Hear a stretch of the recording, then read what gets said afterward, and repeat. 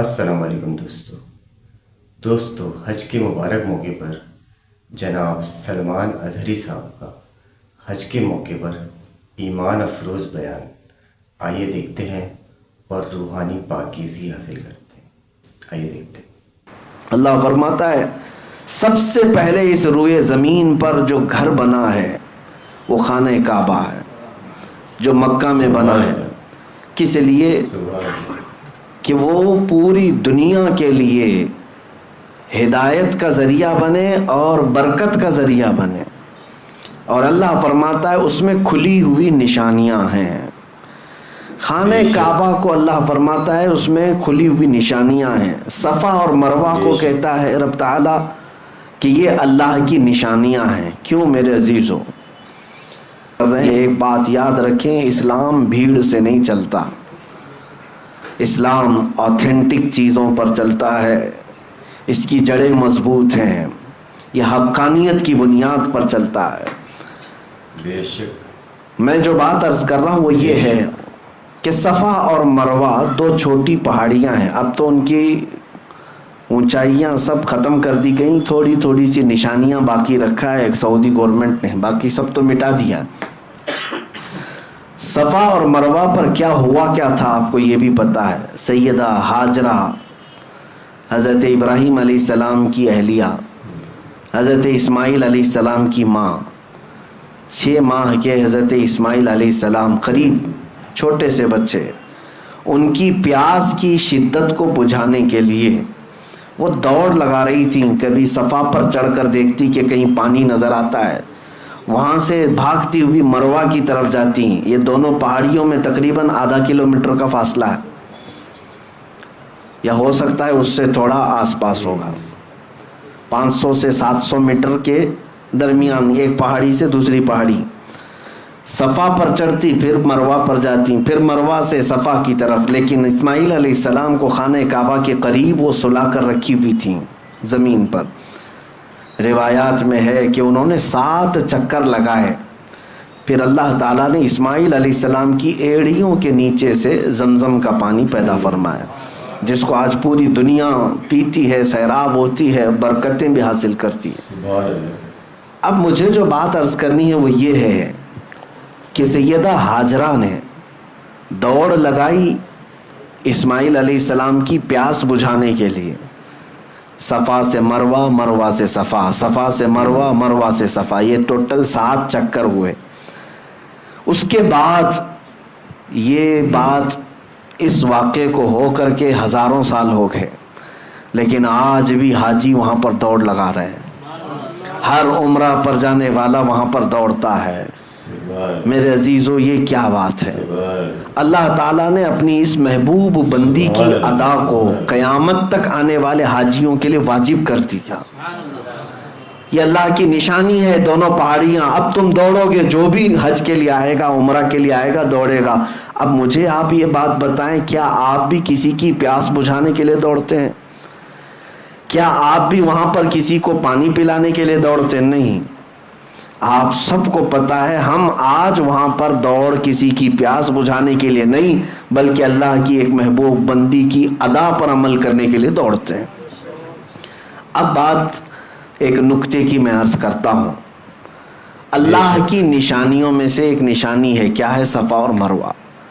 توجہ چاہتا ہوں، بہت ہی ایک اہم نکتے کی طرف آپ کی طرف توجہ لے جا رہا ہوں۔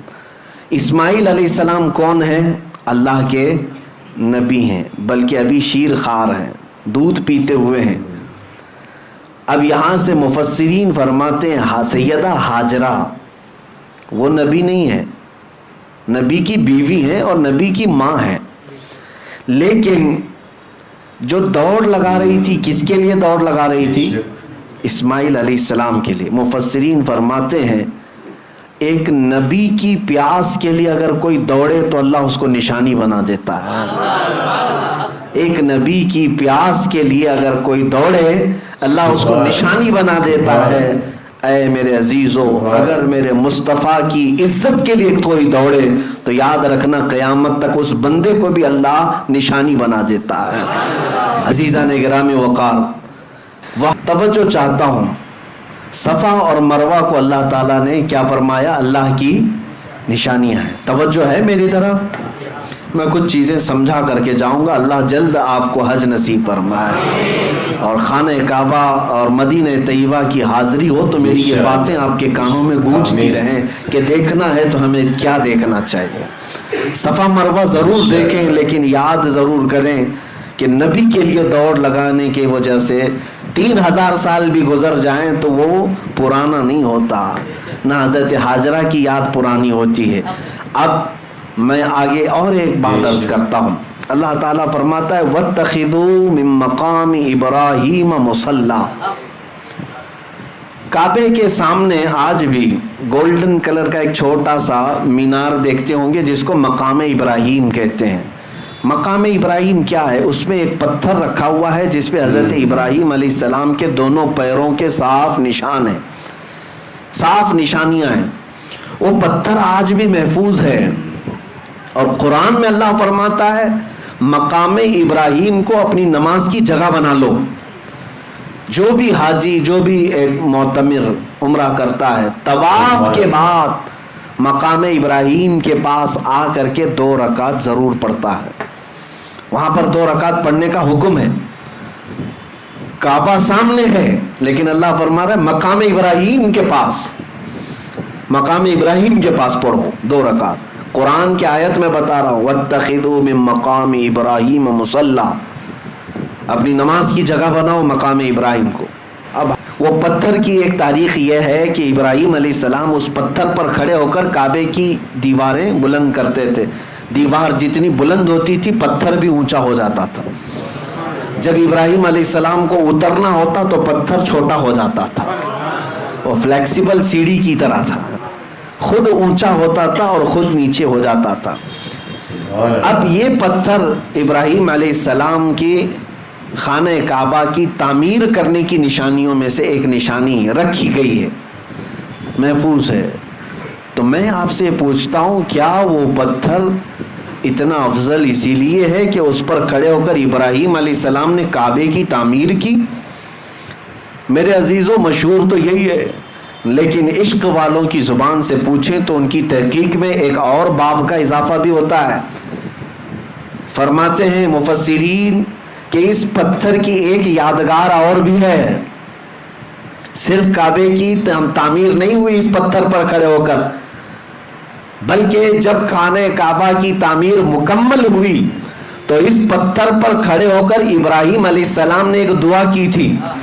ابراہیم علیہ السلام نے اس پتھر پر کھڑے ہو کر یہ دعا کی تھی، اے ہمارے رب یہاں پر بسنے والوں میں سے ایک رسول پیدا فرما، ایک رسول پیدا فرما جو لوگوں کے دلوں کو صاف کرتا ہو اور کتاب و حکمت کی انہیں تعلیم دیتا ہو. مولا بے شک تو حکمت والا اور غالب حکمت والا ہے. ابراہیم علیہ السلام نے اس پتھر پر کھڑے ہو کر کے دعا کیا کی تھی؟ اے اللہ ایک رسول پیدا فرما. اب میں آپ کو بتاتا ہوں پوری تاریخ میں ابراہیم علیہ السلام سے لے کر آج تک تقریباً 4000 سال کے عرصے میں مکہ میں سوائے میرے مصطفیٰ کے کوئی اور رسول نہیں پیدا ہوا، کوئی اور رسول نہیں آئے. ابراہیم علیہ السلام نے دعا کی تھی. ابراہیم علیہ السلام اس پتھر پر کھڑے ہو کر دعا کیے تھے. آپ کی دعا کے نتیجے میں تقریباً 2000 سال کے بعد یا 1500 سال کے بعد اگر اس مکے میں کوئی جلوہ فگن ہوا تو وہ آمنہ کا لال پیدا ہوا، تاجدار کونین رحمت عالم مصطفیٰ کریم صلی اللہ علیہ وسلم اس مکہ میں تشریف لائے. اور اتنا ہی نہیں کہ میں یہ صرف اور صرف قیاس آرائیاں کر رہا ہوں، بلکہ خود میرے آقا نے فرمایا اے لوگو تم جانتے ہو میں کون ہوں، تم جانتے ہو میں کون ہوں. اور لوگوں سے کہا سنو عیسیٰ علیہ السلام جس کی بشارت دیتے تھے اور ابراہیم علیہ السلام جس کے لیے دعا کرتے تھے میں وہی رسول ہوں. تو اب میں آپ کے ذہن کو قریب کرتا ہوں. اس پتھر کی عظمت کا معاملہ اب اور بدل گیا. کہا گیا مفسرین فرماتے یہ پتھر اس لیے بھی افضل ہو گیا کہ اس پتھر پر کھڑے ہو کر ابراہیم علیہ السلام نے ہمارے رسول کو مانگا تھا، ہمارے رسول کے پیدا ہونے کی دعا کی تھی. اور اللہ تعالیٰ نے ابراہیم علیہ السلام کی دعا قبول بھی کی اور اللہ کریم نے ابراہیم علیہ السلام کی اولاد میں ہی میرے نبی کو پیدا فرمایا۔ میرے عزیزو، مکہ مکرمہ میں جائیں تو جگہ جگہ عبادات ہیں، ریاضات ہیں، جگہیں تو سب عبادت کی ہیں، لیکن اگر سچا عاشق ہو تو وہ اپنے نبی کی خوشبوئیں وہاں ڈھونڈتا رہتا ہے۔ خانہ کعبہ صرف 4 کونے والی ایک عمارت کا نام نہیں ہے، اس کی عظمت بتاتی ہے کہ اس کو آلائشوں سے پاک کرنے والا میرا مصطفیٰ ہے، نبی کریم صلی اللہ تعالیٰ علیہ وسلم کی ذات کریمہ ہے۔ آپ کو یہ بھی میں بتاؤں، خانہ کعبہ کے پاس طواف کرنے کی بھی جو انداز ہیں وہ بھی آج ایک الگ انداز رکھتے ہیں۔ آپ تو دور بیٹھے ہوئے گھومتے ہوئے لوگوں کو دیکھتے ہوں گے، نہیں اس کے مکمل آداب ہیں، اس کے طریقے ہیں۔ خانہ کعبہ کے 7 چکر طواف کرنے ہوتے ہیں، حجر اسود جہاں لگا ہوا ہے وہاں سے طواف شروع ہوتا ہے اور پھر گھومتے ہوئے واپس وہیں آتے ہیں۔ اب انداز کیا ہونا چاہیے؟ طواف کا انداز کیا ہے؟ میرے عزیزو، ہے تو اللہ کی عبادت، لیکن وہاں طریقے میرے مصطفیٰ کے نظر آتے ہیں۔ فرمایا گیا حاجی کو احرام پہن دیں، احرام پہننے کے بعد جب طواف شروع کرے گا 7 چکر میں سے پہلے 3 چکر وہ رمل کرے گا۔ رمل کا مطلب کیا ہے؟ سینہ تان کر اکڑ کر چلے گا، پوری زندگی بھر اکڑ کر کے چلنا حرام ہے۔ قرآن پاک میں اللہ نے فرمایا وَلَا تَمْشِ فِي الْأَرْضِ مَرْحًا، زمین پر اکڑ کر مت چلو، اس لیے کہ نہ تم زمین کو پھاڑ سکتے ہو نہ پہاڑوں تک پہنچ سکتے ہو، اور جو اکڑ کر کے چلتا ہے، غرور اور گھمنڈ اور تکبر کرتا ہے، اس کے لیے اذیت ناک سزائیں، قیامت کے دن ان کی حیثیت چونٹیوں کی طرح بنائی جائے گی جو اکڑتے تھے زمین پر، اور انہیں لوگوں کے پیروں سے روندایا جائے گا۔ لیکن ایک مقام ایسا ہے جہاں حکم دیا جا رہا ہے اکڑ کے چلو، سینہ تان کر کے چلو۔ ہم جاتے ہیں، موقع تو نہیں ملتا، بھیڑ بھاڑ ہوتی ہے، لیکن موقع ملتا ہے تو سینہ تان کر۔ اور وہ انداز کیسا ہے؟ وہ انداز پہلوانوں کا انداز ہوتا ہے، پہلوانوں کا انداز۔ باقی دوسری جگہوں پر پہلوانی دکھانے کے لیے بھی تمہیں اکڑنے کی اجازت نہیں، لیکن وہاں پر حکم ہے کہ سینہ تان کر کے چلو، رمل کرو۔ یہ اس کا پس منظر کیا ہے؟ اس کا بیک گراؤنڈ کیا ہے؟ میرے عزیزو، خانہ کعبہ کے پاس طواف تو پہلے نارمل ہی ہوتا تھا، لیکن آپ کو میں بتاؤں رسول پاک صلی اللہ تعالیٰ علیہ وسلم کے ساتھ جو اذیتیں مکہ والوں نے کی ہیں، جو تکلیفیں مشقتیں مکہ والوں نے حضور کی ذات پر ڈالی ہیں، شاید ہی تاریخ میں آپ کو ایسا نہ ملے۔ حضور جس وطن میں پیدا ہوئے اس وطن کی زمین حضور کے لیے تنگ کر دی گئی تھی۔ حرم کعبہ میں حضور عبادت کرنے کے لیے آتے تو ان کے ساتھ بہت زیادتیاں کی جاتی، کئی مرتبہ ہاتھ اٹھائے گئے، حضور اکرم صلی اللہ علیہ وسلم کے صحابہ کو مارا گیا، حضرت ابو بکر صدیق رضی اللہ تعالیٰ عنہ کو وہاں بہت مارا گیا، کیا کیا تکلیفیں اٹھائی۔ 3 سال مکہ میں حضور نے ایسے گزارے جس میں پورے مکہ والوں نے سوشل بائیکاٹ کیا تھا۔ کیسا سوشل بائیکاٹ؟ کہ حضور اکرم صلی اللہ علیہ وسلم کے اور ان کے خاندان کے ساتھ نہ کوئی کلام کرتا، نہ کوئی خرید و فروخت، نہ کوئی دعوت، کچھ نہیں، کھانے کی ایک چیز بھی حضور کے گھر تک آنے نہیں دیا جاتا تھا۔ ان 3 سالوں میں رسول پاک صلی اللہ علیہ وسلم نے درختوں کے پتے کھائے اور چمڑے ابال کر کے کھائے۔ شاہد ابی طالب، یہ مشہور ہے سیرت میں، نبی پاک صلی اللہ علیہ وسلم کے ساتھ ایسی ایسی ظلم و ستم کی کہانیاں ان مکہ والوں نے لکھی، لیکن ایک وقت وہ بھی آیا جب اللہ کا حکم ہوا کہ میرے محبوب آپ ہجرت کر کے مدینے چلے جائیں۔ مدینے گئے، میرے آقا صلی اللہ علیہ وسلم جب مدینے گئے تو ان ظالموں اور کافروں نے کیا حضور کو وہاں بھی چھوڑ دیا تھا؟ نہیں، بلکہ یہاں سے جتھے لے کر کے جاتے، صحابہ کے باغیچوں پر حملے کرتے، مدینے میں اگر کوئی تنہا ملتا باہر مدینے والا اس کو مار پیٹ کرتے۔ انہی تکلیفوں کی وجہ سے جنگ بدر بھی ہوئی، جنگ احد بھی ہوئی، جنگ خندق بھی ہوئی، مکہ اور مدینے والوں کے بیچ میں یہ سب جنگیں ہوئی ہیں۔ حضور 450 کلومیٹر دور جا چکے تھے مکہ سے، لیکن پھر بھی مکہ والے سکون سے نہیں بیٹھ رہے تھے کہ ہم لڑیں گے ان سے۔ لیکن ایک بات یاد رکھنا، ظلم کی ڈور لمبی نہیں ہوتی، ظلم کی ڈور لمبی نہیں ہوتی، بہت جلدی اسے کھینچ لیا جاتا ہے۔ ظالموں کی تاریخ آپ اٹھا کر کے دیکھ لیں، ایک وقت آتا ہے جب وہ اپنے ہی گھر میں ایسے قید ہو جاتے ہیں کہ ان کا کوئی پرسان حال نہیں ہوتا۔ آج بھی جو ظلم ہو رہا ہے، مجھے امید یہی ہے انشاءاللہ وہ وقت قریب ہے جب رب تبارک و تعالیٰ اپنی رسی کھینچے گا تو یہ اپنے ہی گھر میں بے آب و دانہ اور بغیر کسی پرسان حال کے دم توڑنے پر مجبور ہو جائیں گے۔ آپ انتظار کریں۔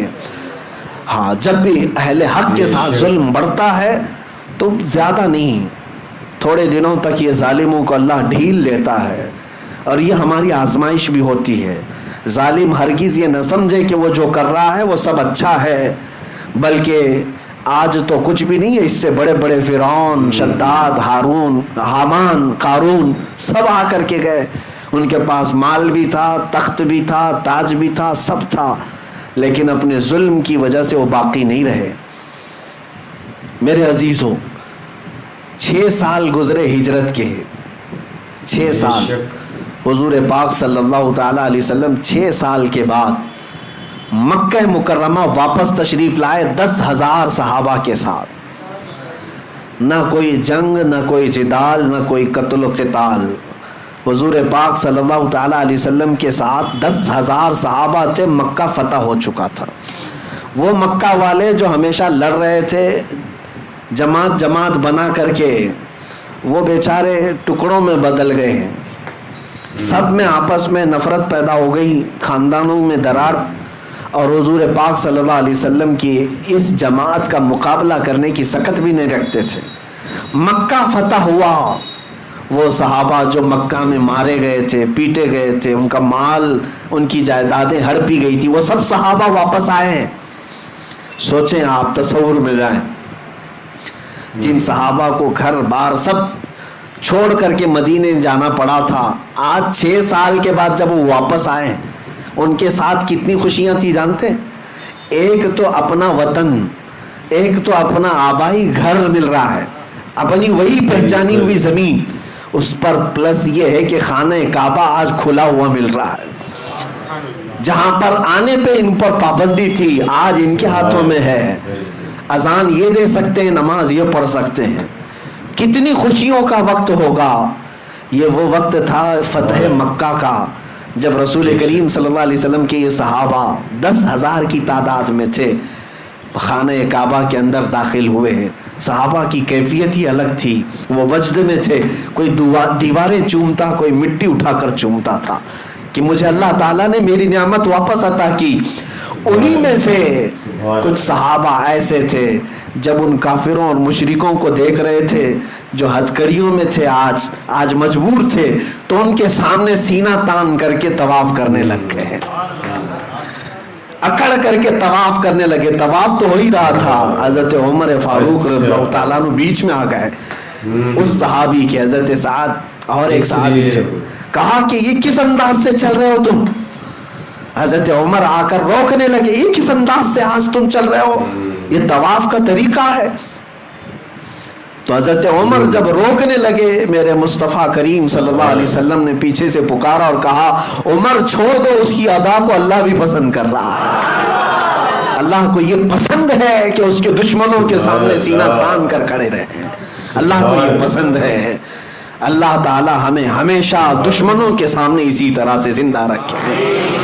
میرے عزیزو، اپنوں کے لیے ہم سینہ تان کر نہیں کھڑے ہوں گے، اپنوں کے لیے کبھی اکڑ و غرور نہ ہو، لیکن اللہ سے دعا یہی کریں کہ اس کے دشمنوں اور اس کے حبیب کے دشمنوں کے سامنے ہمیشہ ہمارا سینہ چوڑا رہے، ہمیشہ ہم سینہ تان کر کے کھڑے رہیں۔ میرے عزیزو، طواف میں جب رمل کرتے ہیں 3 چکر، تب ہمیں یہ بات یاد آتی ہے کہ سب کچھ ختم نہیں ہوا۔ طواف کرنے والے حاجی کو بھی ہر بار طواف کرنے کے بعد اللہ تعالیٰ یہ درس دینا چاہتا ہے، یا اللہ تعالیٰ یہ درس دے رہا ہے کہ اے حاجی دیکھ، آج یہاں تیرے کوئی دشمن نہیں ہے جو تو سینہ تان کر چل رہا ہے۔ مکہ میں کون دشمن ہے تمہارے؟ وہاں پر طواف کے دوران کون دشمن تمہیں دیکھ رہا ہے؟ کوئی نہیں ہے، لیکن تجھے یہ درس دیا جا رہا ہے، بننا ہے اس طرح چل کر کے تو غلام مصطفیٰ بن، جیسے صحابہ تھے، ان کی ادائیں تو دیکھ، کہ میرے حبیب کے جو غلام چلتے تھے تو وہ کس کے لیے سینہ تانتے تھے؟ وہ رسول اللہ کے دشمنوں کے لیے اور اللہ کے دشمنوں کے لیے. میں آپ کو بتاؤں ہم جو حج کے لیے اس سال گئے تھے، اس سال کی بات کر رہا ہوں، بدھ کے دن مینا جانا ہوتا ہے. اس سال ہم جو گئے بدھ کے دن مینا گئے. جمعرات کے دن بدھ کی رات ختم ہو گئی تھی، جمعرات کو ہم مینا میں قیام کیے. 5 وقت کی نمازیں جمعرات کے دن مینا میں نماز پڑھنی تھی. توجہ چاہ رہا ہوں، جمعرات کو ہم کہاں گئے؟ مینا میں 5 وقت کی نمازیں پڑھے. اور جمعہ کو ہم عرفات کے میدان میں تھے. عرفات کے میدان میں جمعہ کے دن ظہر اور عصر ملا کر کے پڑھی جاتی ہے. اور پھر سورج غروب ہونے کے بعد جمعہ کی جو رات آتی ہے یعنی سنیچر کی رات، وہ مزدلفہ میں قیام کیے. اور اس کے بعد سنیچر کی جو صبح تھی اس دن کنکریاں مارنے ہوتا ہے بڑے شیطان کو، ایک ہی شیطان کو 7 کنکریاں سنیچر کے دن مارے. اور اس کے بعد سنیچر کے دن ہی قربانی کیا. سنیچر کے دن ہی ہم نے اپنے بال منڈائے اور سنیچر کے دن ہی خانہ کعبہ کا طواف کیا. آپ کو میں بتاؤں، جمعرات کے دن مینا میں، جمعہ کے دن عرفات میں اور سنیچر کے دن یہ سارے ارکان ہوئے. حدیثیں اٹھا کر کے میں پڑھ رہا تھا حضور پاک صلی اللہ علیہ وسلم کا حج کیسا تھا. میرے آقا صلی اللہ تعالیٰ علیہ وسلم نے اپنا جو آخری حج فرمایا، صحابہ روایت کرتے ہیں کہ اللہ کے نبی کا جو آخری حج تھا حضور پاک جمعرات کے دن مینا میں موجود تھے اور جمعہ کے دن میرے آقا عرفات کے میدان میں تھے. اور وہ آخری خطبہ جو حضور نے عطا فرمایا پوری امت کے لیے وہ عرفات کے میدان میں جمعہ کے دن تھا.